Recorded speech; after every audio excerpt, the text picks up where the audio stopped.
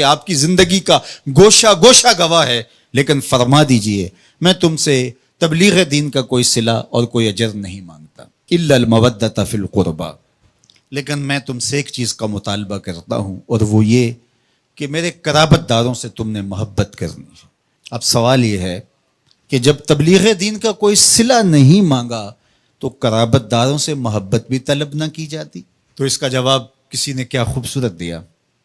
اس نے کہا کہ جو اہل بیت سے محبت طلب کی گئی ہے، یہ نبی کی، یہ اہل بیت نبوت کی ضرورت نہیں تھی، یہ بھی امت کی ضرورت تھی، اس لیے کہ اگر وہ اہل بیت سے محبت کر لیتے ہیں تو ان کے دین کی حفاظت ہوتی ہے۔ اور ارشاد فرمایا احب اللہ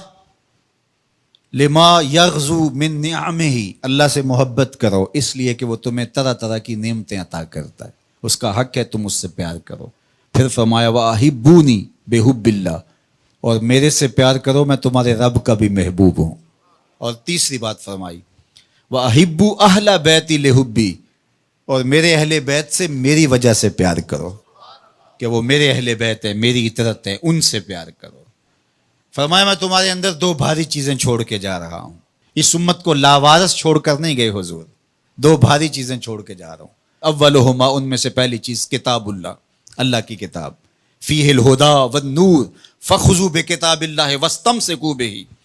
فرمایا اللہ کی کتاب ہے جس میں ہدایت ہے، جس میں روشنی ہے، جس میں اجالے ہے، تمہاری زندگی کو اجال دے گی یہ کتاب، اس کو مضبوطی سے پکڑ لو، چھوڑنا نہیں۔ ابھارا، اس پہ ترغیب دی۔ پھر فرمایا وَأَهْلُ بَيْتِي، اور میرے اہل بیت،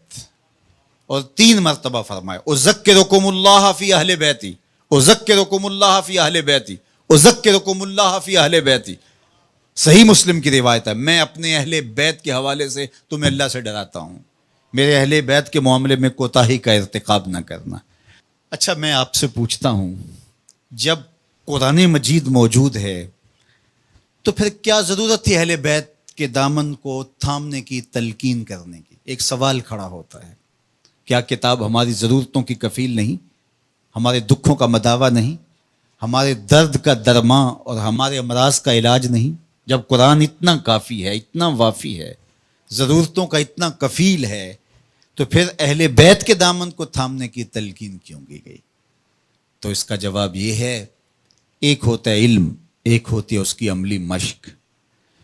ایک ہوتی ہے تھیوری، ایک ہوتا ہے اس کا پریکٹیکل۔ اگر اسلام کی تھیوری دیکھنی ہے تو قرآن موجود ہے، اگر پریکٹیکل دیکھنا ہے تو کربلا کے تپتے ہوئے ریگزار میں حسین ابن علی کا کردار موجود ہے۔ دونوں کے دامن کو مضبوطی سے تھام لو، اور فرمایا کہ اگر تم ان دونوں کے دامن پکڑ لیتے ہو، میں محمد ضمانت دیتا ہوں صلی اللہ علیہ وسلم کہ تم گمراہ نہیں ہوگے۔ یار میرے حضور نے تو ضمانت دی کہ ان کو تھام لو تو تم گمراہ نہیں ہوگے، ہم 73 گروہوں میں بٹ گئے، فرقہ فرقہ ہو گئے، میرے حضور نے تو ضمانت دی تھی کہ تم تھام لو گے تو گمراہ نہیں ہوگے، ہم گمراہ کیسے ہو گئے؟ تو صاحب گمراہ اس لیے ہوئے، کسی نے قرآن کو چھوڑ دیا، کسی نے اہل بیت نبوت کے دامن کو چھوڑ دیا،